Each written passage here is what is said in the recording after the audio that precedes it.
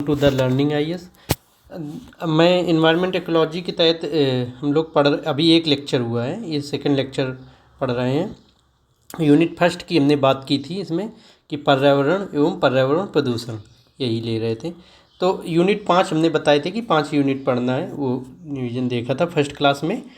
अब देखिए unit first में हम लोगों ने पर्यावरण की परिभाषा देखी थी, क्या है पर्यावरण के घटक देखे थे, पर्यावरण का वर्गीकरण देखा था, पर्यावरण प्रदूषण देखा था कि कौन कौन से वायु प्रदूषण, जल प्रदूषण, समुद्री प्रदूषण, ध्वनि प्रदूषण, रेडियो एक्टिव प्रदूषण, ठोस प्रदूषण, है ना, सॉलिड वेस्ट, है ना, इसे सॉलिड वेस्ट, ठोस प्रदूषण को सॉलिड वेस्ट भी कहते हैं, और प्लास्टिक प्रदूषण, मृदा प्रदूषण।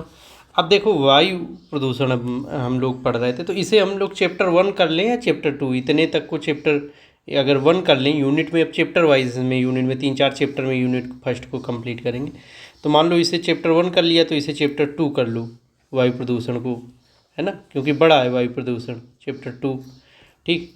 अब वायु प्रदूषण में हम लोगों ने वायु देखा था कि वायु क्या है, कैसे क्या, किस किस मात्रा में वायुमंडल में कितने परसेंट कौन सी गैस, नाइट्रोजन 78%, 0.08, और ऑक्सीजन 20.95%, ऐसे ही सबको, आर्गन, फिर carbon dioxide, neon, helium, krypton, hydrogen, xenon, इन सब के परसेंटेज देखे थे फिर, है ना। तो वायु प्रदूषण क्या होता है, पहले वायु देख लिया था। वायु प्रदूषण क्या होता है कि साम्यावस्था इक्विलिब्रियम में जो भी नकारात्मक परिवर्तन होता है वायु प्रदूषण होता है।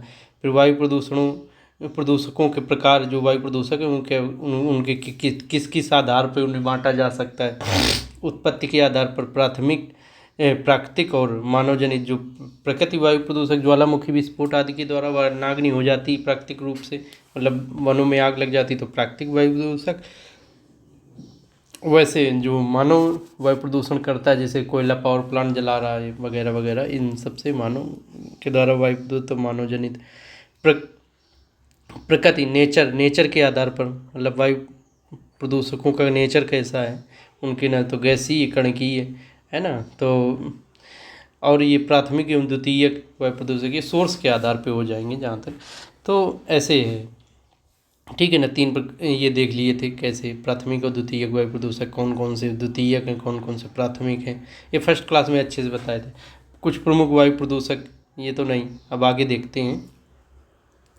यही चैप्टर 2 समझो एक प्रकार से पढ़ रहे हैं अभी हम। वायु प्रदूषण चैप्टर 2 में ख़त्म करेंगे, चैप्टर 3 में जल प्रदूषण ख़त्म करेंगे। ठीक है, तो वायु प्रदूषण अभी देखो चैप्टर 2 के अंतर्गत अब हम क्या कि वायु, कौन कौन से वायु प्रदूषक हैं जो CPCB ने निर्धारित किए हैं। CP केंद्रीय प्रदूषण नियंत्रण board, central pollution control board, इसे अभी बताएंगे आगे कि सेंट्रल पॉल्यूशन कंट्रोल बोर्ड किस अधिनियम के तहत गठित हुई है ना, स्टेचुटरी बॉडी है, क्या क्या काम करती है, फिर स्टेट पॉल्यूशन कंट्रोल बोर्ड को कैसे विनियमित करती, कैसे रेगुलेट करती, ये सब CPCB के बारे में भी आगे बताएंगे, है ना। और ये कौन कौन और क्या क्या इसके कार्य हैं। ठीक, तो केंद्रीय प्रदूषण नियंत्रण बोर्ड CPCB ने वायु प्रदूषण अधिनियम 1981 के तहत राष्ट्रीय वायु गुणवत्ता निगरानी कार्यक्रम लॉन्च किया, है ना, NAQMP को 1984 में। फिर इसको लिए वायु गुणवत्ता निगरानी कार्यक्रम के तहत फिर आगे 2009 में NAAQS ये लॉन्च किया गया। इसके तहत NAAQS का फुल फॉर्म होगा नेशनल एम्बिएंट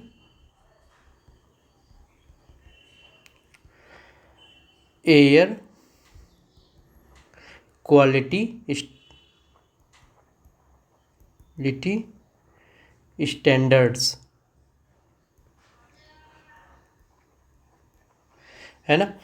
हिंदी होगी इसकी कि राष्ट्रीय परिवेशी वायु गुणवत्ता मानक। इन मानकों को इसके द्वारा NAQMP प्रोग्राम के तहत 2009 में लॉन्च किया गया। बताया गया कि 12 वायु प्रदूषक हैं, है ना, 2009 में। इसके पहले भी बताए गए थे कि कौन कौन से वायु प्रदूषक हैं, लेकिन 2009 में सबसे लेटेस्ट यही हैं अभी CPCB द्वारा।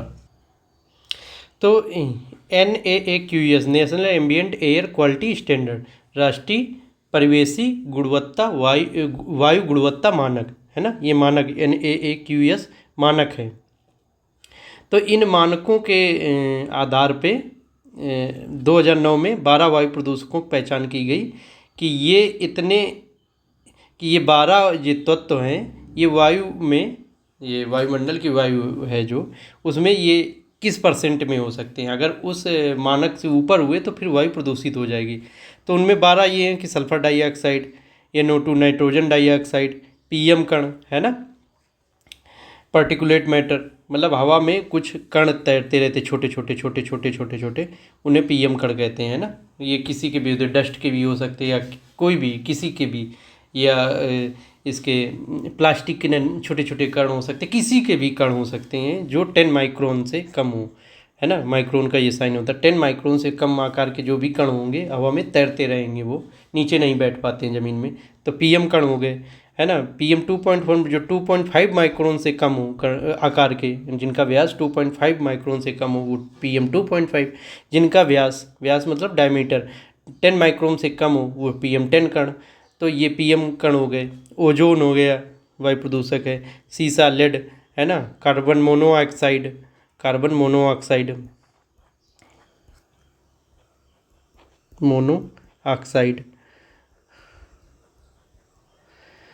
फिर NH3 अमोनिया, और बेंजीन, बेंजोपायरीन, आर्सेनिक, निकिल। ये 11 हो रहे। PM कण में 2 थे ना, PM 10 और PM 2.5, तो इसे 12 हो जाएंगे, ठीक है। इन 12 को CPCB ने NAAQS national ambient air quality standards, राष्ट्रीय परिवेशी वायु गुणवत्ता मानक के तहत 2009 में इन 12 तत्वों की पहचान की गई कि अगर ये एक निश्चित मात्रा से ज़्यादा होंगे वायु में तो फिर वायु प्रदूषित होगी, हमारी वायुमंडल की वायु, पर्यावरण की वायु प्रदूषित होगी, ठीक है ना। तो अब एक एक को हम पढ़ लेते हैं। पहले देखो SO2 को पढ़ते हैं, सल्फर डाइऑक्साइड। देखो इसका स्रोत क्या है SO2 का, ज्वालामुखी क्रिया से निकलती है। ये प्राकृतिक स्रोत है कि ज्वालामुखी फटा, है ना, तो उसी से ये SO2 गैस के रूप में ज्वालामुखी से निकलती है। पृथ्वी के गर्भ में, मतलब नीचे पृथ्वी ये है, जैसे इसमें नीचे सल्फ़र है किसी न किसी मात्रा में, तो वो सल्फ़र जब जलती है, लावा के साथ निकलती है, तो SO2 निकलती है ना। जब बाहर आएगी ये सल्फ़र और ऑक्सीजन से मिलेगी, लावा गर्म होता है तो फिर SO2 बना लेती है, सल्फ़र डाइऑक्साइड, है ना। पेड़, जीवाश्म ईंधन आदि के जलने से सल्फ़र निकलती है, ठीक है। इन सब के जलने से, इन्हें जलाएंगे पेड़, कोई जीव या मानव या कोई जीवाश्म ईंधन, पेट्रोल, डीजल, कोयला, इन सब के जलने से भी SO2 उत्पन्न होती है।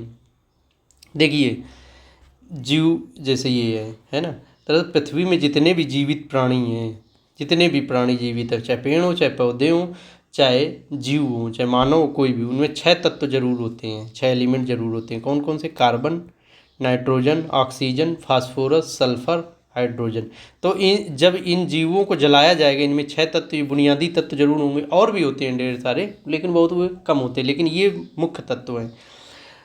तो जब ये O2 की उपस्थिति में जलते हैं तो फिर क्या? Carbon dioxide, carbon monoxide, nitrogen dioxide, sulphur dioxide, H2S, ये सब गैसें बनती हैं, ठीक है ना।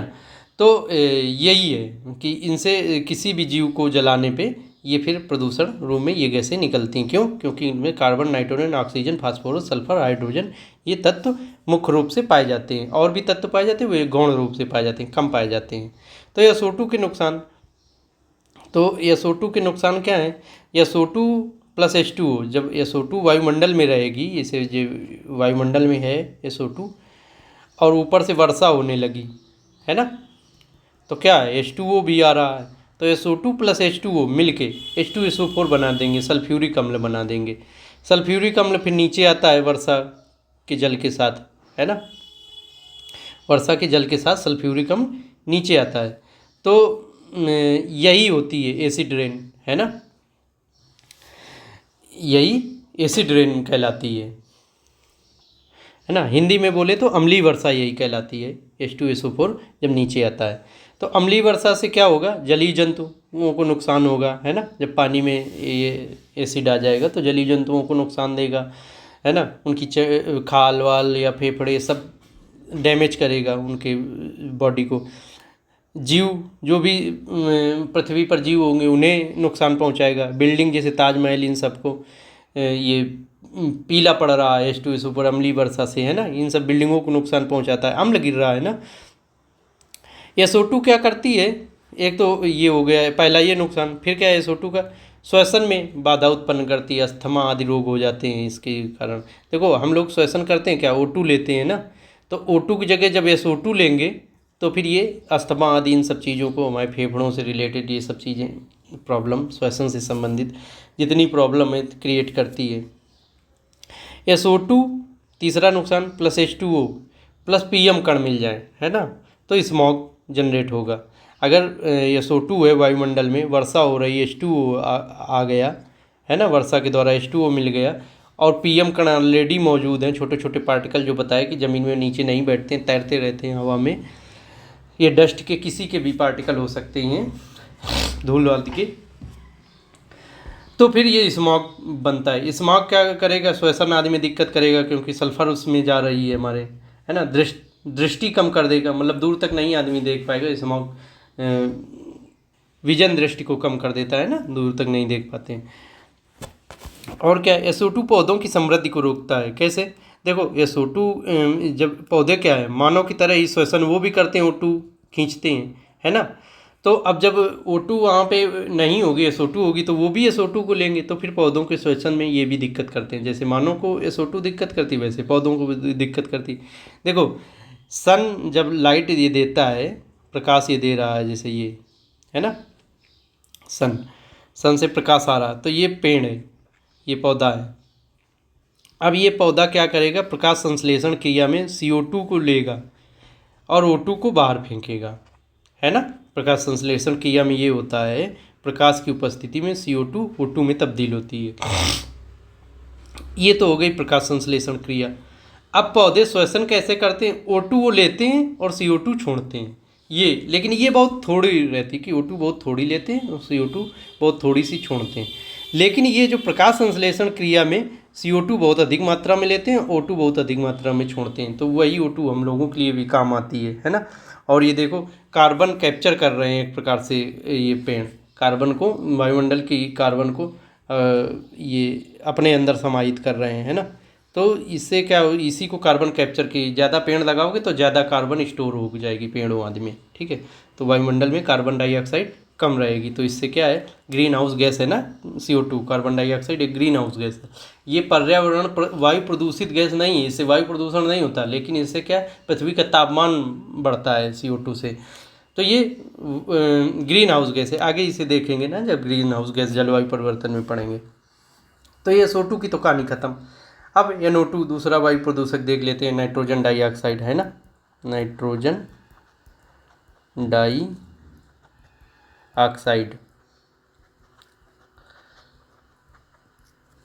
नाइट्रोजन डाइऑक्साइड स्रोत क्या है इसके, कहाँ से, तो क्या, पेड़, जीवाश्म ईंधन, कोयला, पेट्रोलियम आदि को जलाने पर जो गैस उत्पन्न, ये नाइट्रोजन डाइऑक्साइड गैस भी उत्पन्न होती। क्यों, क्योंकि हमने बताया ना, किसी भी जीव में 6 जो बुनियादी एलिमेंट है उसमें नाइट्रोजन भी है, सल्फर है, या कार्बन है, ऑक्सीजन है, हाइड्रोजन है, ये सब है। तो फिर नाइट्रोजन डाइऑक्साइड भी हवा की उपस्थिति में जलेगी, जब कोई ये जीव जंतु जलेंगे तो फिर उत्पन्न होगी। देखो पृथ्वी के गर्भ में, नीचे पृथ्वी के अंदर, है ना, आयरन सल्फेट था,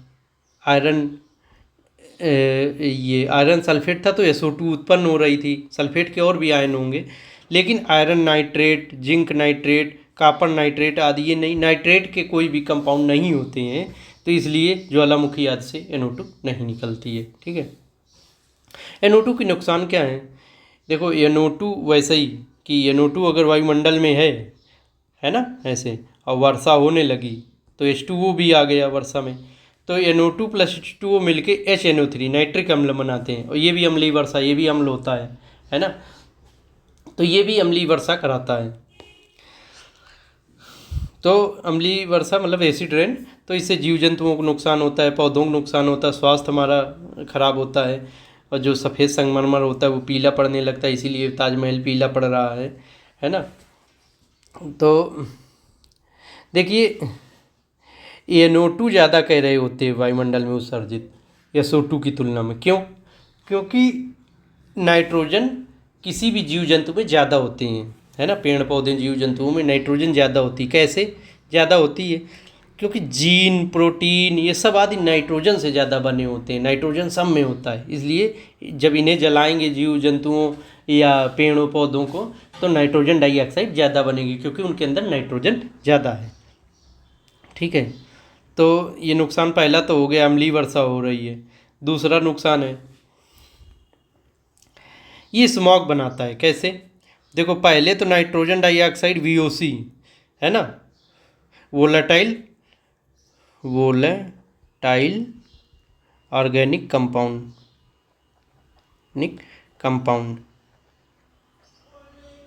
वोलेटाइल ऑर्गेनिक कंपाउंड अभी आगे बताएंगे।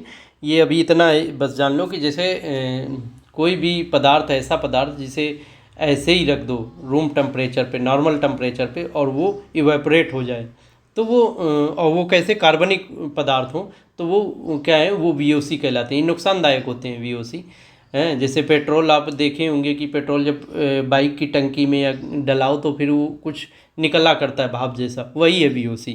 ठीक है, तो अब VOC आगे बताएंगे। ये अभी इतना जान लो कि NO2 और VOC मिलके O3 बनाते हैं, ओजोन। ये ओजोन जब ऊपर रहती है समताप मंडल में, ये मान लो पृथ्वी है ना, ऊपर, ये इतने ऊपर इस यहाँ पे जब ओजोन की लेयर होगी, तब तो ये पराबैंगनी किरणें सूर्य से आ रही हैं, पराबैंगनी किरणें तब तो ठीक है, पराबैंगनी किरणों को रोक लेती है O3, है ना, अल्ट्रावायलेट रेज को रोक लेती। लेकिन जब ये O3 ओजोन यहाँ पृथ्वी की सतह के पास उत्पन्न होती है ना, NO2 और VOC के द्वारा या अन्य किसी भी तरह से, तो ये फिर नुकसानदायक है। तो NO2 क्या करती है, O3 के निर्माण में भी सहायक। तो एक तो ये इसका हानि हो गई, प्लस फिर क्या है, O3 PM कार्ड के साथ मिलके स्मॉग बना लेता है। तो स्मॉग क्या है, द्वितीयक वायु प्रदूषक है। तो स्मॉग भी हानि है। ऊपर अभी बताए थे कि इससे श्वसन आदि में दिक्कत होती है और विजन भी कम हो जाता है, दूर तक देखने की क्षमता भी कम हो जाती है। ठीक है, तो ये NO2 के नुकसान हो गए। अब तीसरा वायु प्रदूषक PM कण देख लेते हैं। PM कण मतलब पार्टिकुलेट मैटर, है ना, विविक्त पदार्थ या कणकीय पदार्थ, है ना। इन्हें SPM भी कहते हैं ना, सस्पेंडेड पार्टिकुलेट मैटर, है ना। तो सस्पेंडेड मतलब निलंबित, पार्टिकुलेट मतलब कणकीय या विविक्त, और मैटर मीन्स पदार्थ या कण, इसे भी बोल सकते हो, या कण, है ना। निलंबित मतलब हवा में जो बिखरा रहे, हवा में ऐसे तैरता जैसा रहे। ठीक है ना। तो क्या हुआ कि सस्पेंडेड पार्टिकुलेट मैटर ये हो गए SPM। ये बहुत छोटे आकार के होते हैं, 10 माइक्रोन से कम आकार के होते हैं, और 10 माइक्रोन से कम आकार के मतलब व्यास, जिनका डायमीटर 10 माइक्रोन से कम हो। डायमीटर क्या है, जैसे ये सर्कल है ना, ऐसा कोई कण है, तो ये होता है डायमीटर, ये डायमीटर होता है D है। तो डायमीटर इनका कितना हो, 10 माइक्रोन से जो कम हो, वो सब तैरते रहेंगे, चाहे जितने फिर छोटे हों, सब हवा में तैरते रहेंगे, नीचे नहीं बैठ पाते हैं। तो वैज्ञानिकों ने देखा कि 10 माइक्रोन से कम व्यास डायमीटर के कण हवा में सस्पेंडेड रहते हैं, तैरते रहते हैं, तो यही SPM कहलाएंगे, या इन्हें PM कण भी कह देते हैं। इन्हीं से वायु प्रदूषण होता है, क्योंकि हवा में उपस्थित रहते हैं। ठीक है ना।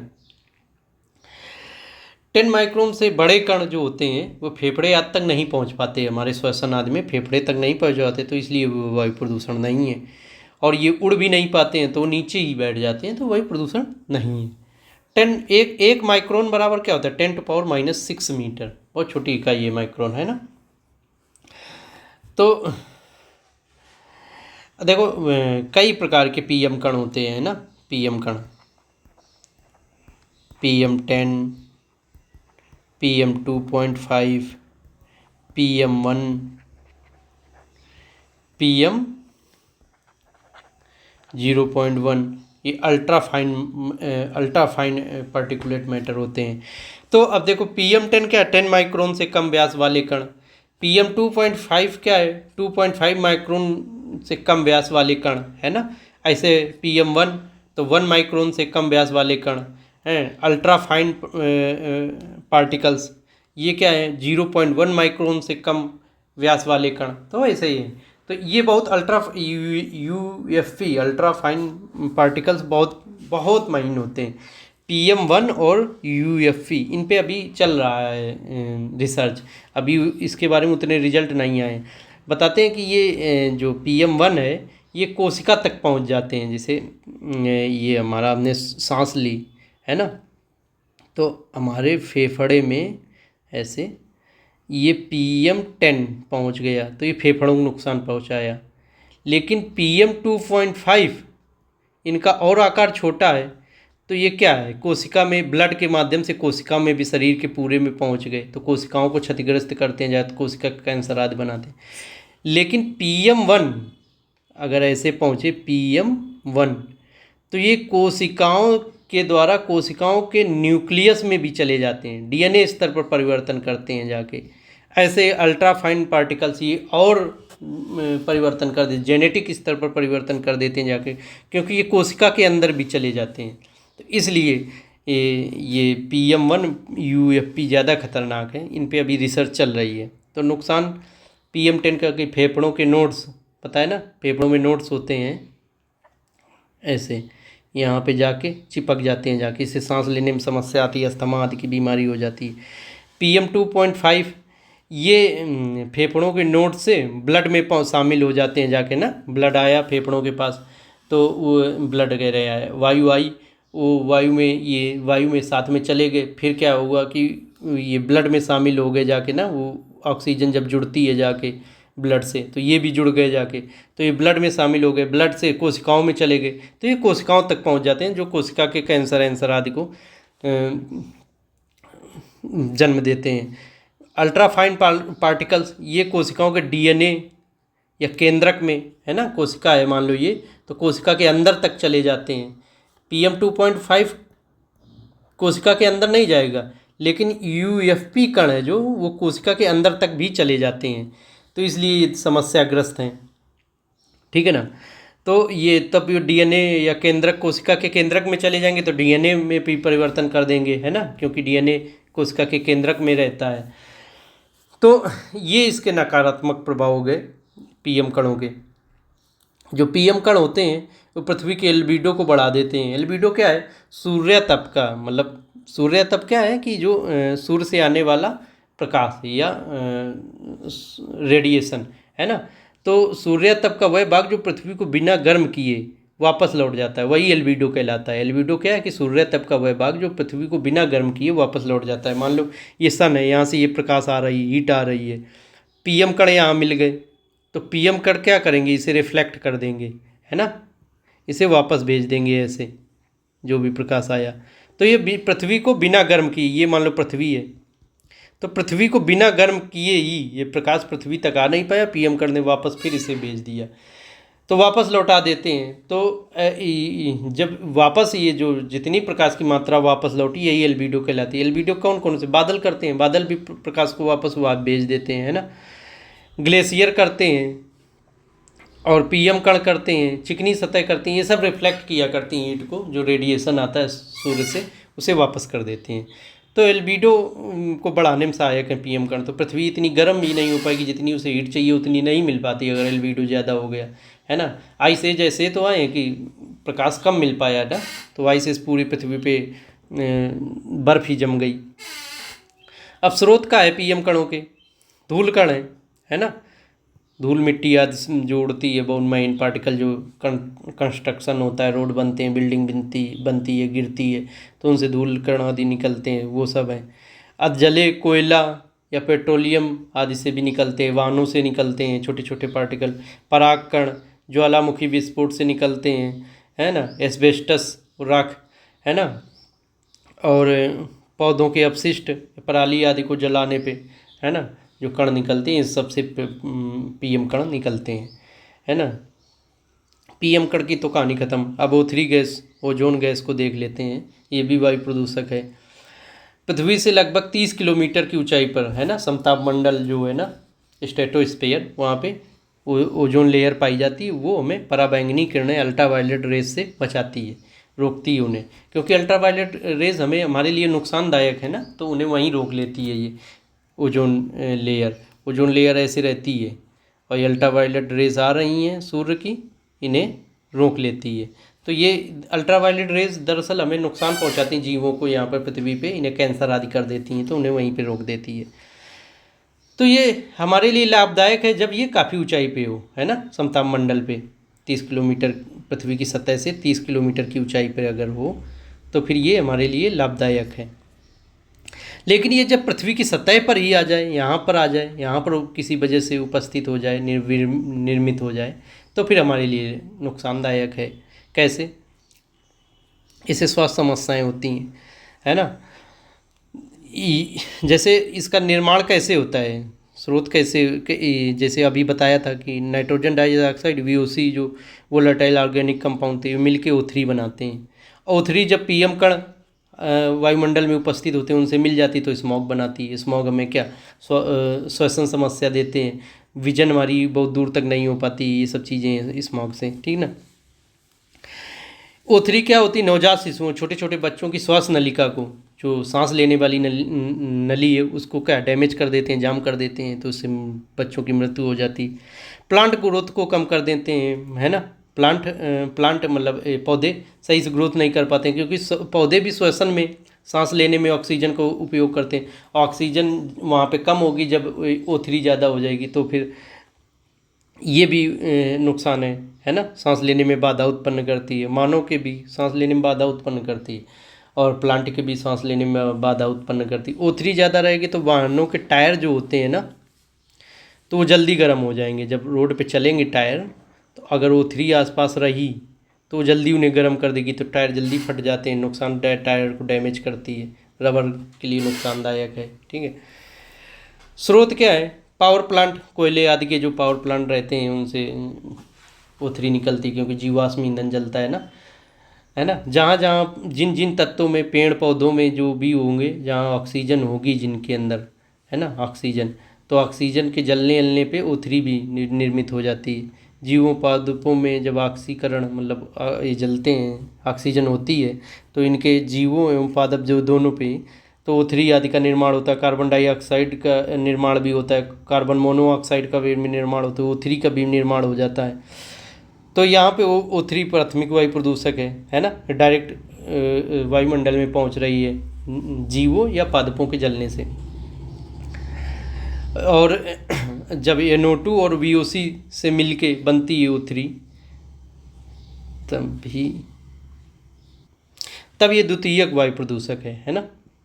क्यों? क्योंकि पहला वायु प्रदूषक NO2 हो गया, और VOC, ये दोनों प्राथमिक वायु प्रदूषक हैं। जब दो प्राथमिक वायु प्रदूषक मिलके एक अन्य वायु प्रदूषक का जन्म देते हैं, तो उसे क्या कहते हैं? द्वितीयक वायु प्रदूषक, ठीक है ना। ये प्रकाश की उपस्थिति में NO2 और VOC मिलके O3 का निर्माण करते हैं, कई बार बताया है ऊपर भी। तो अब ये कहानी इसकी भी खत्म, ओजोन की। अगला वायु प्रदूषक देख लेते हैं। अगला वायु प्रदूषक कई बंच में है, देखो VOC, है ना। VOC मतलब वोलेटाइल ऑर्गेनिक कंपाउंड, ठीक है। ये क्या होते हैं? जैसे उदाहरण के तौर पे देखें तो पेट्रोल अगर खुला आप रख दो तो उड़ जाता है, तो जो उड़ी हुई भाप होती वही VOC है, एक प्रकार से देखा जाए, ठीक है ना। इस मतलब बहुत साधारण शब्दों में अगर देखें तो जो भाप उड़ जाती है पेट्रोल की, तो वही उड़ी हुई भाप क्या है? VOC है। आप बाइक में देखते होंगे VOC, वो जो जब आप बाइक में तेल डलवाते हैं, पेट्रोल डलवाते हैं जाके पेट्रोल पंप पर, अब जब बाइक में पेट्रोल डलाते हैं जाके, तो देखते होंगे कि बाइक के वो टंकी से थोड़ा भाप जैसा निकला करती, वही VOC है ना।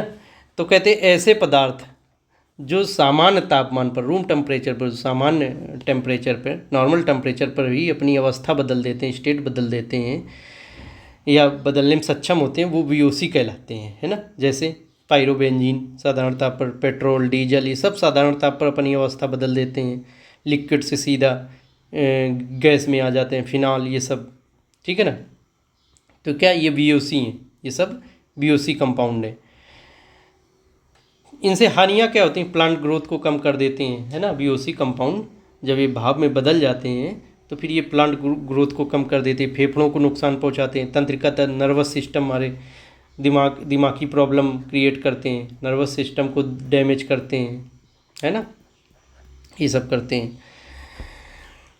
अब देखो जैसे पेट्रोल पंप से बहुत ये VOC कम तत्व निकलते थे, क्योंकि डीजल पेट्रोल बहुत ज़्यादा रहता था, जैसे टंकी खोली नहीं कि वो अपना निकल जाते थे वायुमंडल में, तो ये हमारे लिए बहुत समस्या थी, बहुत बड़ा वायु प्रदूषक बन रहा था।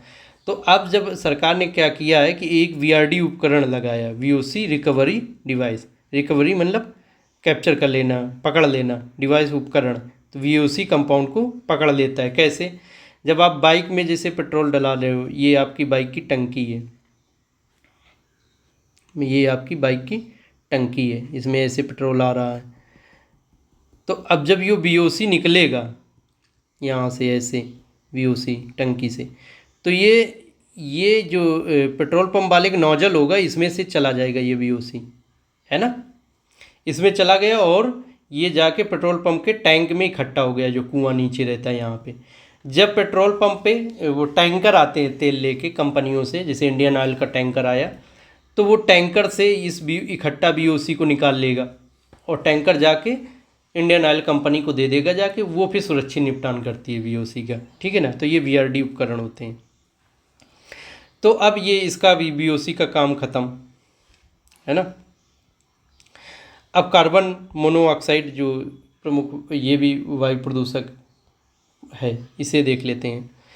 कह रहे हैं कि जब ऑक्सीजन की कमी पर कार्बन जलता है तो कार्बन मोनोऑक्साइड उत्पन्न होती है, और ये श्वसन में जब जाती है, हमारे सांस में जाती है कार्बन मोनोऑक्साइड, तो ब्लड जब ये फेफड़े के माध्यम से जब ब्लड में शामिल होती है जाके, तो जो हीमोग्लोबिन होता है ब्लड में, वो क्या करता है, O2 का परिवहन करता है, O2 को फेफड़ों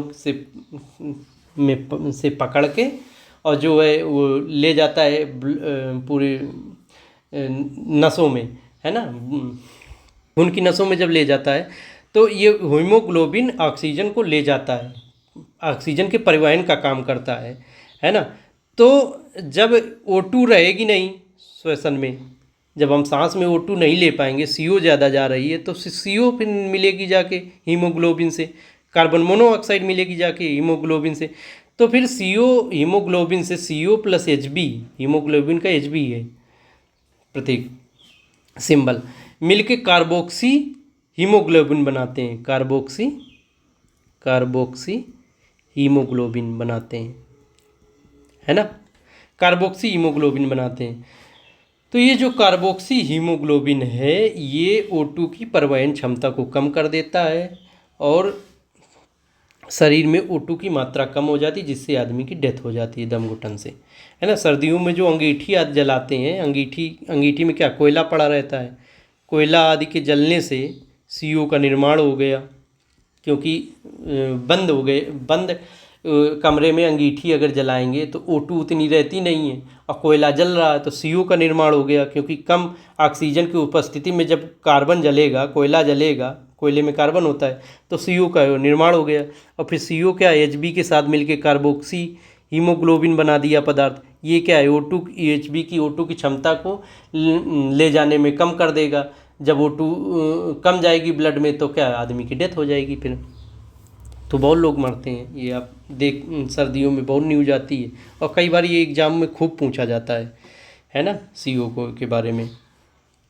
अब अगला जो है वायु प्रदूषक है फ्लाई ऐश। देखो, फ्लाई माने उड़ना, ठीक है ना, ऐश माने राख। तो फ्लाई ऐश हमारी कहाँ से निकलती, उड़ती हुई राख कहाँ से निकलती। मान लो ये पावर प्लांट है ना, कोयला का पावर प्लांट है, कोयला जल रहा है, ये कोयले की चिमनी है ना, यहाँ नीचे कोयला जल रहा है, ये कोयला जल रहा है ना। तो अब ये क्या है कि इससे कोयले की ये धुआं राख ये निकला चिमनी से, तो इसमें से क्या है, CO2 निकली, CO भी निकली, SO2 भी निकली, ये सब निकलती हैं गैसें, इससे राख भी निकलती है, और ये उड़ रही होती है, तो इसी को क्या कहते हैं, फ्लाई ऐश, फ्लाई ऐश, है ना, उड़ती हुई राख। ये राख फिर ऐसे ऐसे जाके बैठती है जाके आसपास। आपने ये एज्यूम कर लो कि ये मान लो ये सब एरिया है जहाँ लोग रह रहे हैं, पेड़ पौधे हैं, है ना, यहाँ लोग भी रह रहे हैं अपना अपना घर बना के, है ना, ये सब लोगों के घर बने हुए हैं। यहाँ पे जाके राख ऐसे उड़ उड़ के बैठा करती है जाके, यहाँ तैरती भी रहती है हवा में ये राख। आप इसे ईंट भट्ठों से भी देख लो कि जैसे ईंट भट्ठा ये है, उसकी चिमनी ये लगी रहती है ना, ये चिमनी हो गई ईंट भट्टे की। यहाँ मान लो वो सब जला रहा है, कोयला, लकड़ी का कोयला या तीन फूस जो भी लकड़ी ये सब जला रहा है, और यहाँ से ये सब निकलता है, CO2, SO2, NO2, ये सब गैसें निकल रही हैं, है ना। यहीं पे राख भी निकलती है अपना, यही राख उड़ के ये ऐसा बैठा करती। तो जो ईंट के भट्ठों के पास या कोयले पावर प्लांट के पास जहाँ ताप विद्युत गृह होते हैं, है ना, ये जहाँ पे होते हैं, जैसे कानपुर में पनकी में है ताप विद्युत गृह, है ना, कोयला पावर प्लांट, तो ये उसके आसपास एरिया को बहुत गंदा कर देते हैं। वहाँ पे ये फ्लाई ऐश बैठा करती है जाके उड़ उड़ के नीचे, वहीं उड़ती रहती है आसपास। तो इसका क्या नुकसान है, ये जल को ख़राब कर देगी, है ना, जल को ख़राब कर देगी। कोई वाटर बॉडी आसपास होगी, वहाँ पे बैठेगी जाके, वाटर बॉडी को गंदा कर देगी। कृषि भूमि जो होगी, कृषि भूमि, उसे भी ख़राब कर देगी, है ना, कृषि भूमि को ख़राब कर देगी, क्योंकि वहाँ जो पौधे होंगे उनकी पत्तियों पे बैठेगी जाके, जो उन्हें प्रकाश संश्लेषण में भी दिक्कत होगी, दुनिया ढेर सारी चीज़ें, है ना। पौधों को श्वसन करने भी समस्या उत्पन्न करती, मानव को श्वसन संबंधी बीमारियाँ उत्पन्न करती है ना, अस्थमा आदि ये सब समस्या पैदा कर देती हैं, प्लांट के ग्रोथ को रोक देती है। जहाँ पे ईंट भट्टे होंगे वहाँ पे देखो प्लांट मतलब कि पौधे बहुत कम चल पाते हैं, पेड़ पौधे बहुत कम चलते हैं, क्योंकि उनकी पत्तियों पे ये सब राख, जैसे पौधों की पत्ती है ना, इन पे ये राख जमा हो जाती है आके, उड़न राख निकल निकल के ईंट भट्टों से, है ना। तो फिर क्या, प्रकाश संश्लेषण, प्रकाश आया तो प्रकाश को कैप्चर नहीं कर पाती हैं ये पत्तियाँ, CO2 नहीं ले पाती हैं वायुमंडल से, तो इन्हें ढेर सारी दिक्कत होती है, और फिर धीरे धीरे पौधा सूख जाता है, क्योंकि पत्तियाँ काम नहीं कर रही, मतलब पौधे अपना भोजन नहीं बना पा रहे हैं प्रकाश संश्लेषण क्रिया से, तो फिर वो सूख जाता है, श्वसन भी नहीं कर पा रहा पौधा, तो पौधे यहाँ पे प्लांट की ग्रोथ बहुत धीमी हो जाती है, बहुत ख़राब हो जाती है, ठीक है ना। तो ये इसके नुकसान है। तो कोयला संयंत्र से बहुत निकलता है, कोयला पावर प्लांट से ये बहुत निकलता है उड़न राख। अब देखते हैं फ्लाई ऐश मैनेजमेंट, मतलब ये उड़न राख है उसका मैनेजमेंट कैसे किया जाए। तो जब जैसे मान लो ये चिमनी है ना, कोयले, ये किसी पावर प्लांट की या ईंट के भट्टे की, तो आप क्या है कि यहाँ पे ऐसे बैरियर लगा दो, एक यहाँ पे ऐसे बैरियर हो गया, एक यहाँ पे सीढ़ी जैसा बैरियर हो गया, एक यहाँ पे ऐसे बैरियर हो गया, ऐसे ऐसे बैरियर लग जाएंगे। तो जैसे यहाँ से ये राख निकली है ऐसे, है ना, ये कलर चेंज कर लेते हैं, ये राख, ये मतलब ये गैस निकली जली हुई, तो ऐसे जाएगी, फिर ऐसे जाएगी, फिर ऐसे जाएगी, ऐसे जाएगी। इन बैरियर के पास यहीं पर एयर फिल्टर लगा दो, यहाँ पे एयर फिल्टर, ऐसे ऐसे एयर फिल्टर, तो ये फिल्टर कर देंगे इस राख को, यहीं पे निकाल लेंगे, और फिर इस राख को वापस निकाल लो, आप राख को वापस ले आओ, ये सब फिल्टर कर देंगे। इसे ला के इस राख को, ये राख बड़े काम की चीज़ है, इस राख की ईंट बन सकती है ना, ईंट ये बहुत मजबूत होती है ना। सरकार ने इसके लिए गाइडलाइन भी जारी की फ्लाई ऐश मैनेजमेंट के लिए। तो ईंट ये जो है इसकी बहुत मजबूत होती है, काली होती है और हल्की होती है ना। भूकंप, अगर इस ईंट के मकान बनाए जाएँ तो भूकंप से कम नुकसान होता है, क्योंकि हल्की होती है, तो फिर भूकंप उतना असर नहीं डाल पाता है ना। और इन ईंटों में जो ये फ्लाई ऐश की जो ईंटें होती हैं इनमें आग भी नहीं पकड़ती है, तो ये फायर प्रूफ होती हैं, है ना, फायर प्रूफ होती हैं ये ईंटें, है ना। ये बिल्डिंग फायर प्रूफ हो जाती हैं जो इनसे बनती हैं। इस राख को अगर खेत की मृदा में, है ना, खेत की मृदा में मिलाया जाए तो ये काफ़ी उर्वरक हो जाती मृदा, क्योंकि ये कोयले से निकली होती है ना ये राख, कोयले के जलने से, है ना। तो कोयले में कई पोषक तत्व होते हैं जो मिट्टी को रिच करते हैं, मृदा को रिच करते हैं, है ना। इसे सड़क निर्माण में भी यूज किया जाता है ना। फ्लाई ऐश को सड़क निर्माण में आप यूज कर सकते हैं। प्रधानमंत्री ग्राम सड़क योजना, प्रधानमंत्री ग्राम सड़क योजना के तहत सरकार ने ये गाइडलाइन दी है कि आप फ्लाई ऐश को ये रोड में बनाने में यूज कीजिए। अगर आपके आसपास कोयला पावर प्लांट है तो आप वहाँ से उन्हें लेके आइए और फ्लाई ऐश को इसमें सड़क निर्माण में यूज करिए। कोयला जैसे निकाला जाता है भाई, जैसे कोयला खदानें होती हैं, पृथ्वी है इसके अंदर जैसे कोयला भरा पड़ा है, तो ये कोयला निकाला जाता है। कोयला निकाल के कोयला पावर प्लांट में लाया जाता है ना। कोयला पावर प्लांट है यहाँ पे ये कोयला लाया जाता है, फिर कोयला ये जलाया जाता है, उससे बिजली उत्पन्न की जाती है। तो यहाँ पे ये गड्ढा हो गया जहाँ से कोयला निकाला गया, तो कहें फ्लाई ऐश को यहीं पे भर दो, आके फ्लाई ऐश को जहाँ पे कोयले खदानों में भर दो। ये भी है, ये सरकार की अपना गाइडलाइन है। सरकार ने एक ऐप भी दिया है, ऐश ट्रैक, TRACK, ट्रैक माने मतलब उसे ट्रैक करते रहना कि ऐश कहाँ पे है ना। ये ऐप है, डिजिटल पोर्टल है, यहाँ पे आप देख लो किस पावर प्लांट के पास कितनी ऐश है, फिर आप उससे आप ऐश ले सकते हो और इनमें यूज कर सकते हो सड़क निर्माण में, बिल्डिंग मटेरियल में, है ना, खदान भरने में। तो ये सरकार का डिजिटल प्रोग्राम है इसके लिए, ऐश ट्रैक ऐप के द्वारा। तो ये हो गया आपका फ्लाई ऐश का। अब अगला वायु प्रदूषक देख लेते हैं, ये लास्ट है वायु प्रदूषक। हमारा अगला वायु प्रदूषक है लेड, PB, लेड या सीसा, है ना। तो ये लेड सीसा कहाँ से उत्पन्न होता है, उत्पन्न का कारण क्या है, कैसे वायु में मिलता है जाके। तो जो पेट्रोल या डीजल इंजन, जो भी ये इंजन होते हैं, ये जब इनमें ये पेट्रोल डीजल डाला जाता है तो ये जलते हैं, तो जलने में ध्वनि बहुत उत्पन्न करते हैं, बहुत ज़्यादा ध्वनि उत्पन्न करते हैं। इस ध्वनि को कम करने के लिए लेड मिलाया जाता था पहले, अब नहीं मिलाया जाता है। पहले लेड मिलाया जाता था जो ध्वनि को कम कर सके, है ना। तो ये फिर लेड मिला दिया जाता था पेट्रोल डीजल में ताकि इसके जलने में ध्वनि कम हो, है ना, इंजन कम ध्वनि उत्पन्न करे इन गाड़ियों में। नहीं, पहले बहुत ज़्यादा शोर उत्पन्न करता था, तो लेड मिला दिया जाता था कि जिसमें से साउंड कम आए, है ना। तो साउंड जब कम, तो फिर ये क्या करता था, पेट्रोल डीजल के साथ लेड भी जलता था जो कि वायु में आ जाता था, वायुमंडल में आ जाता था, है ना। तो ये लेड तो हानिकारक है। तो एक तो ये हो गया सोर्स।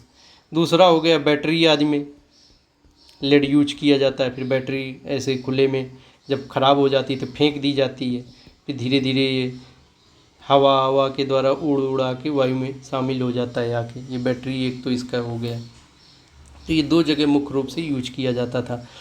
और कोयले में भी लेड होता है, कोयला में भी लेड होता है। तो कोयला जब पावर प्लांट में जलता है तो फिर लेड वायु में आ जाता है। तो लेड के नुकसान क्या हैं, क्या क्या नुकसान है, क्या नुकसान करता है लेड। देखो लेड का बहुत नुकसान है। ये तंत्रिका तंत्र, नर्वस सिस्टम, है ना, नर्वस सिस्टम को हानि पहुंचाता है। नर्वस सिस्टम को ये हानि पहुंचाता है, सोचने संबंधी क्षमता को कम कर देता है, बच्चों के मानसिक विकास को कम कर देता है, मानसिक विकास को कम कर देता है ना। और ये लेड है जो बॉडी में स्टोर होता रहता है, जीवों की बॉडी में स्टोर होता रहता है ना, मानव या अन्य जीवों की बॉडी में स्टोर होता है और कैंसर पैदा करता है ना। तो अभी आप देखे होंगे कि सीसा रहित पेट्रोल ऐसा लिखा रहता है पेट्रोल पंपों पे, कि मतलब अब इसमें लेड नहीं है ना। सरकार ने इसे मतलब गाइडलाइन जारी की कि लेड अब नहीं मिला सकते पेट्रोल डीजल में, क्योंकि इसके जलने से वायु में लेड आ जाता है और जो ये सब देखिए ये सब नुकसान करता है। तो ये हमारे वायु प्रदूषक हो गए प्रमुख। ठीक है, इनसे ही प्रश्न इतने से बनना करते हैं, तो इतने ही हमने बताए हैं। घुमा घुमा के यहीं से प्रश्न आते हैं। अब हम अगली क्लास में देखेंगे, अगली क्लास में हम देखेंगे कि इन प्रदूषकों को कम कैसे किया जाए, कैसे कम किया जाए इन वायु प्रदूषकों को। सरकार ने क्या उपाय किए हैं, सरकारी उपाय, है ना। उसके सरकारी उपाय में सबसे पहले तो हम CPCB को पढ़ेंगे, फिर और सब चीज़ें पढ़ेंगे, है ना। CPCB को कि सेंट्रल पॉल्यूशन कंट्रोल बोर्ड की कैसे स्थापना हुई, सरकार इसको कैसे स्थापित करने के लिए प्रोत्साहित हुई, है ना, कब हुई, किस नियम अधिनियम के तहत हुई, क्या इसके कार्य हैं। SPCB क्या है, CPCB, है ना, स्टेट पॉल्यूशन कंट्रोल बोर्ड को कैसे ये रेगुलेट करती है, क्या है क्या नहीं ना। इसके बाद फिर हम देखेंगे दूसरे नंबर पर ये जैसे आपके AQI एयर क्वालिटी इंडेक्स, इसे देखेंगे, इसे CPCB बनाता है। ये सब सरकारी उपाय हैं। सफ़र देखेंगे, है ना, SAFAR सफ़र, है ना, system of air quality weather forecasting and research, ये सफ़र प्रोग्राम देखेंगे, है ना, क्या है सफ़र, है ना। सरकार एथेनॉल के उत्पादन को बढ़ावा दे रही ताकि डीजल पेट्रोल में एथेनॉल मिलाया जाए। एथेनॉल क्या है, एक जैव ईंधन है ना। इसे गन्ने के रस, मक्का, अनाज, इन सब से बनाया जाता है। तो एथेनॉल क्या है, जैव ईंधन है। ये कम वायु प्रदूषण करता है, कम क्या, बहुत ही कम करता है ना। तो इसके क्या फ़ायदे हैं, एथेनॉल ज़्यादा उत्पादन करने के, डीजल पेट्रोल में मिलाने से इससे क्या फ़ायदे होंगे। अन्य जैव ईंधन देखेंगे, सरकार की जैव ईंधन पॉलिसी देखेंगे, जैव ईंधन नीति, है ना, बायोफ्यूल पॉलिसी, बायोफ्यूल पॉलिसी, है ना। जैव ईंधन क्या है वो देखेंगे, इसी में जैव ईंधन देखेंगे, है ना।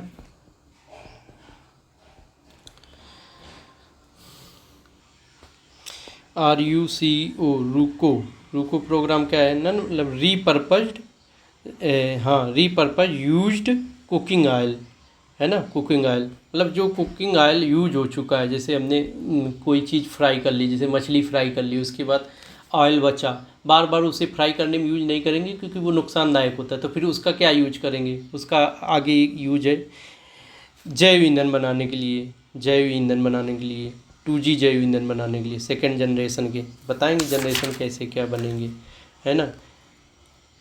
मिशन इनोवेशन है, मिशन इनोवेशन, ये अंतर्राष्ट्रीय इनोवेशन है, इसमें भी जैव ईंधन की बात की गई है। ये सब बताएंगे। सतत पहल बताएंगे, है ना, सतत पहल, है ना। सतत मतलब sustainable alternative towards affordable transportation, ये पहल है ना। इसी में CBG बता देंगे, कंप्रेस्ड बायोगैस। कंप्रेस्ड बायोगैस क्या होती है, कैसे क्या बनाए, सतत पहल के तहत क्या बढ़ावा दिया जाला। इलेक्ट्रिक व्हीकल को सरकार बढ़ावा दे रही है ना, इससे भी वायु प्रदूषण कम होगा। व्हीकल, इलेक्ट्रिक व्हीकल के अलावा हम लोग देखेंगे पराली प्रबंधन, जो पराली खेतों में नहीं, जो धान के खेत, चावल के खेतों में जो अवशेष बच जाता है ना, जिस पुआल भी कहते हैं कई जगह, पुआल, उसको कैसे प्रबंध कर रही, उसे कैसे, उसका क्या क्या बनाया जाए, किसान ना जलाएं, तो है ना। दिल्ली आदि में बहुत समस्या होती, पराली समस्या, उसका क्या उपाय कर रही सरकार की, किसान ना जलाएं, उससे क्या और बनाया जा सकता है, सरकार क्या खरीद सकती है, वगैरह वगैरह, ये देखेंगे, है ना। कोयले से विद्युत कम से कम बनाई जाए, ये देखेंगे कैसे कैसे कोयले को क्लीन किया जाए, क्लीन कोल टेक्नोलॉजी, है ना, अच्छे से कैसे कोयले को यूज किया जाए, ये सब देखेंगे, है ना।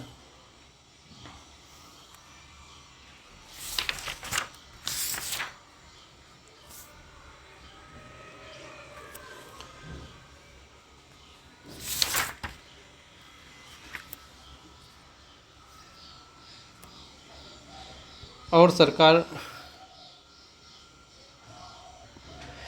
का और एक उपाय है ग्रैप, GRAP, ग्रैप, है ना, ग्रेडेड रिस्पांस एक्शन प्लान, ये है ग्रैप, इसे देखेंगे, है ना। और देखेंगे एनसीएपी भी एक प्लान है, एनसीएपी है ना। एनसीएपी क्या है? नेशनल क्लीन एयर प्रोग्राम, इसे देखेंगे। घरों के अंदर एयर फिल्टर लगा दिए जाएं, वो भी ठीक है ना। घरों के अंदर भी एयर फिल्टर लगा दिए जाएं, जिससे कि हवा घरों में भी साफ हो जाए।